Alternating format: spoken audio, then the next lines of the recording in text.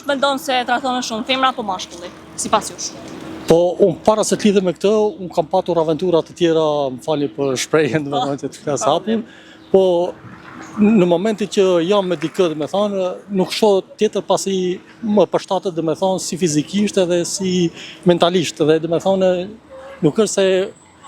bëj aventura me tjetër pasi mund të ketë dhe pasoja, po në momentin që ndërpretim me këtë, domethënë kaloj me një lidhje tjetër që mund të jetë ose me një kolege pune, ose në jetën e përditshme, domethënë, apo në diskotekë, si ndodh në Shqipëri, femrat domethënë të kurrë se meshkujt janë agresiv, dhe po ta kupton domethënë është e pasoja fatale. Po në përgjithësi, për shembull unë i shoh femrat e Shqipërisë që janë në Francë, edhe ushtrojnë prostitucion.